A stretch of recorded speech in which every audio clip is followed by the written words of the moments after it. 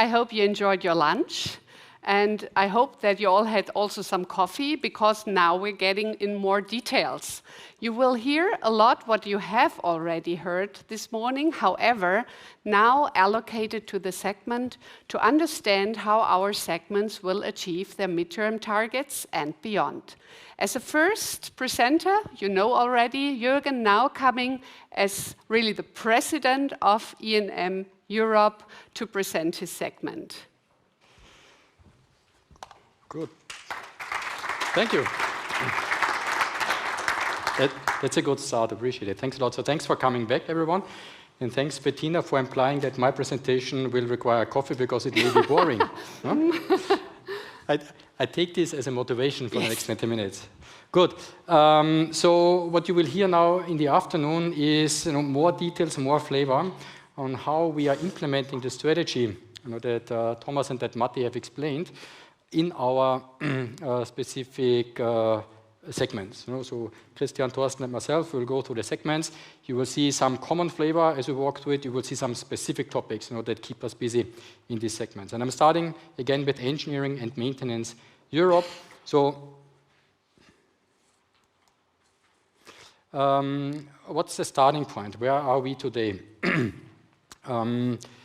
We have already a very good position in many markets in Europe. So overall, as a service provider, as an industrial service providers in those 16 countries where we are active, we cover already a significant range of services. So in the end, you will find someone in our business who can do more or less anything. And that's a good basis to start. But we still have good opportunity to growth, and I will talk about this one in a second. We have demonstrated in the last year, also in 23 again, that we can grow above market average. So last year we made 3.03 billion euro revenue. That is about 9% more than we had the year before. So for me, that's a proof that our business model and our value proposition works. And it works in easy times for the clients, and it works in difficult times for the client. We also have already quite a good, I have to apologize, Matti, we have a solid EBITDA margin, but there's more to come. What we've been working a lot in the last 12 months in Europe was the functional organization. So we have reorganized the regions, and we have reorganized all of the regions into the functional organization. As an example, what is really of a benefit, I now have in all of our 5 regions, I have someone, and I have a team and a manager who is responsible for one of our 8 products. That is something we did not have before. And I even have now, we have now the P&L, so we can look at the order intake, we can look at the revenue, we can look at the margin that we are generating with each of our products in each of the regions. And that's just a good starting point to work on all those other things that are coming. So good basis with room to improve and with a plan to improve. So what you can also see here then is we did not only work on the functional organization and on the efficiency program, but we've also started working now as the organization is in place. We have started working on the other levers. On market expansion, I have a separate slide afterwards because this is really the core of what we are doing and what we'll be doing in the next 2 to 3 years in Europe. So I have a separate slide to explain that in more detail, how that is working and why that will deliver profitable growth.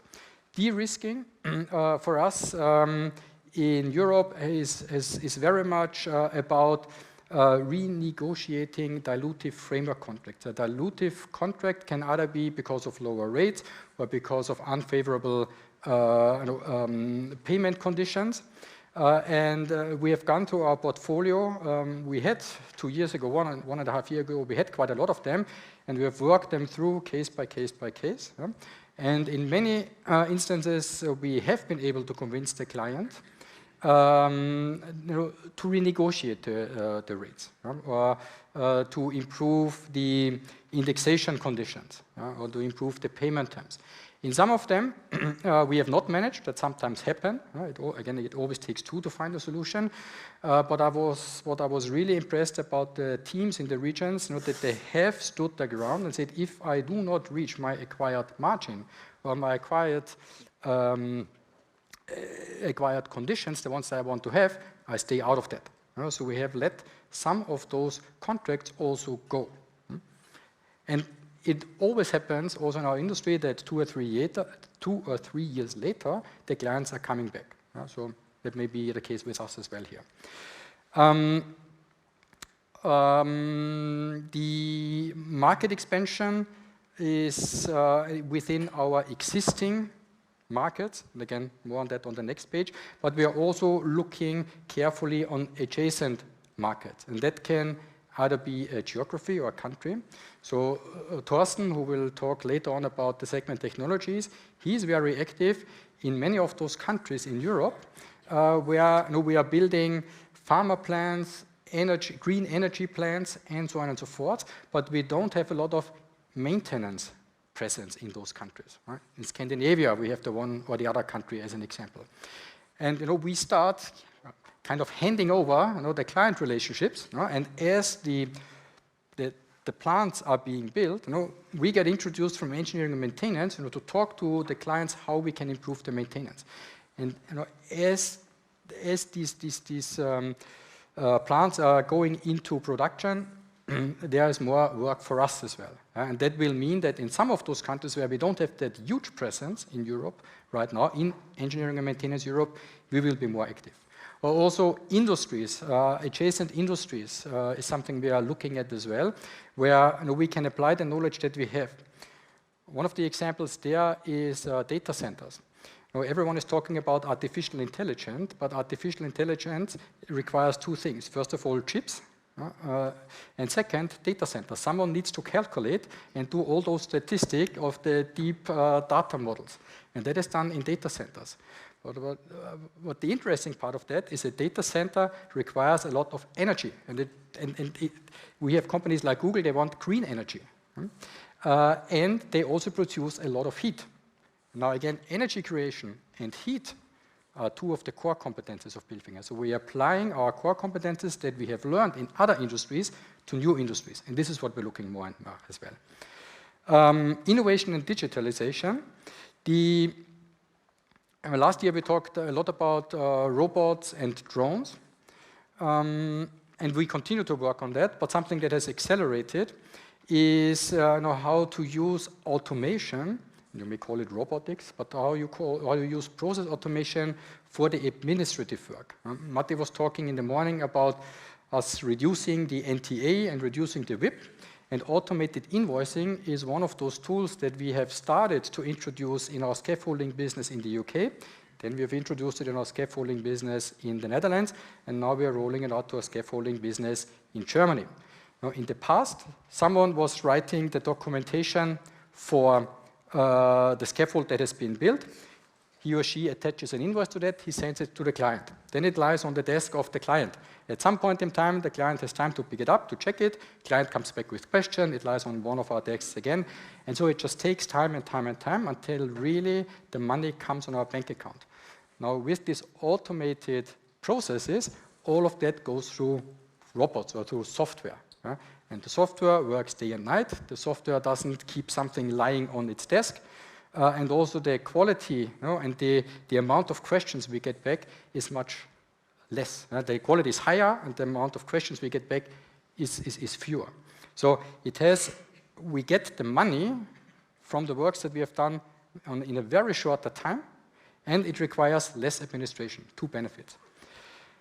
So let me talk about the positioning and market expansion. What you see here is a table with many different colors. It's a schematic scheme. And the left is illustrative for today, and the right is illustrative for the future.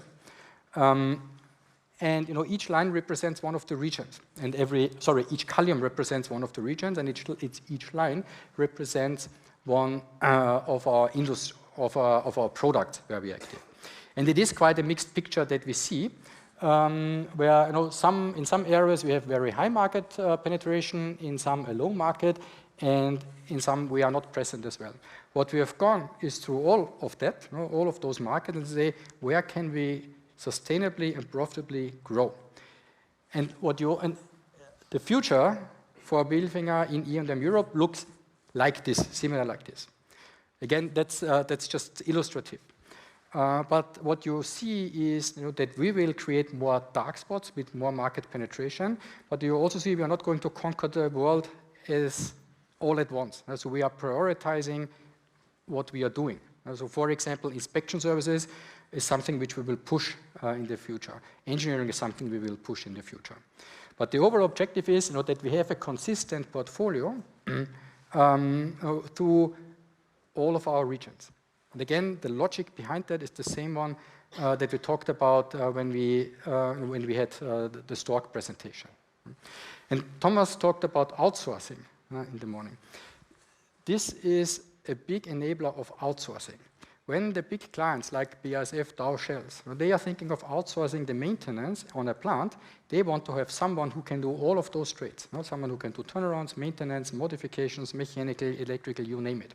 So they are looking at exactly same tables, or similar tables like this one. And guess who they find? Bilfinger. So that puts us in a very favorable position. And another positive outcome of that is, again, we can combine these services into solutions. I'll come to that in a second. So we have standardized our product and our organization. We have identified the white spots. We are working on the core expansion. The organization is helping us. This functional organization is helping us a lot to make just the management of that much more efficient.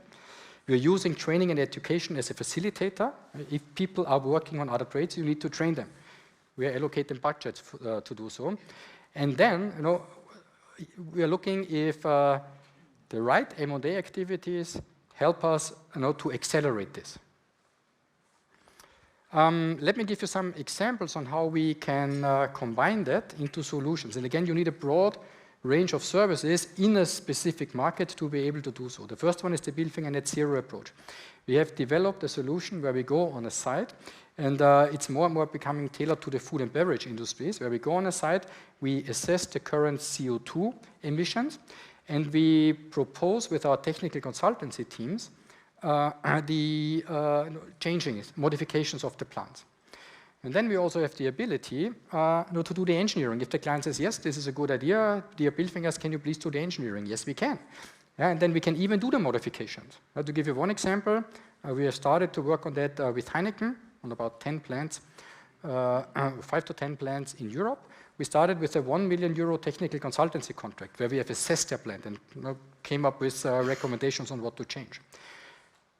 Heineken liked the way we work with them, so they've given us a 10 million contract on doing the engineering. They still like to work with us, and now we have signed a 100 million euro framework contract to then actually do the modifications and the rebuildings. So you will not find many companies in Europe who can deliver that on that scale. And and that creates just huge potential if we're doing it right. We have on average, I would say about 20 million euro as revenue that we can generate on such a plant, a typical food and beverage plant. And if you look at the plants that we have in our pipeline, so the ones where we address the clients, it's more than 300, so it's big.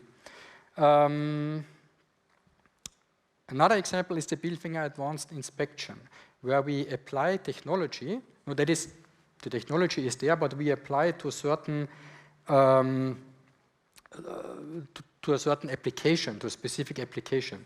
We have done that in the UK, and it's so-called phased array ultrasonic testing. I'm not an engineer, I have to admit, but it's an advanced inspection, a testing of pipes that are installed in nuclear power plants, but also in refineries and in oil and gas terminals, where it's just much more efficient, i.e. it takes less time to do those inspections. And these inspections you have to do when you build a plant. So again, we're talking about nuclear, where we have the first contracts for that at Hinkley Point.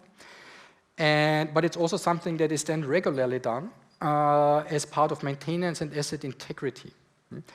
And we've tested it, and you can do the kind of calculation, so you can just take the time it takes to do that inspection in a conventional way, and to do that inspection in this PAU way, this advanced way, and you need 60% less time in the way that we are doing it. Why? In simple terms, you don't have to move the pipe around the equipment, but you move the equipment around the pipe. Sounds simple, but someone needs to invent it and do it, and we've done that. So also there, this generates on an annual revenue, on the site and maintenance revenue, ongoing revenue, about 1 million euro per site. And look at the plants where we can apply this, it's a lot. So opportunity to roll out the standardized products across Europe on many, many plants, and to grow sustainably in a profitable way. Last example, Bilfinger rotolysis. This is a software that we have designed to measure the efficiency of pumps who are in operations of a chemical park. The efficiency of a pump depends a lot on the angle of the blades within the pump, and it depends a lot on the rotations per minute. So we have designed a software that optimizes this. So when the clients give us their operational data, we can run it through our software, and we can suggest on how to modify the pump and on how to operate the pump.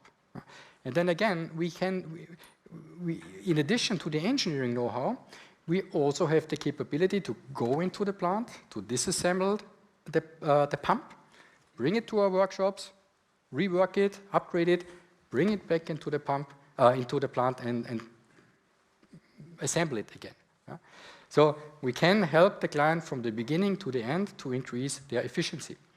And with that solution, we can create up to 50% savings in the energy consumption. Again, that's something you can very easily measure, because the client has the automation on its sites where he can measure how much electricity per hour or day or tons of output is consumed. And we have proven that with that solution, we can save up to 50% in energy. And of course, what follows then is also CO2 reduction. Also there, we generate per pump, I would say, about 500 euro. That sounds like a small number, but if you think of all those pumps that are just installed on a typical chemical site, and that's not really a big one, you very quickly come up to more than 1,000 pumps who are installed on such a site. So again, big opportunities. So that's why we are confident that we will continue to grow above market average. So in addition to the 2% market growth, we are adding 2% self-propelled growth, so that on average, also in the following years, we will grow 4% or more. And we are also convinced that we will move our EBITDA margin from the 5% in 2022 to 7 to 8% in midterm. So organization is in place.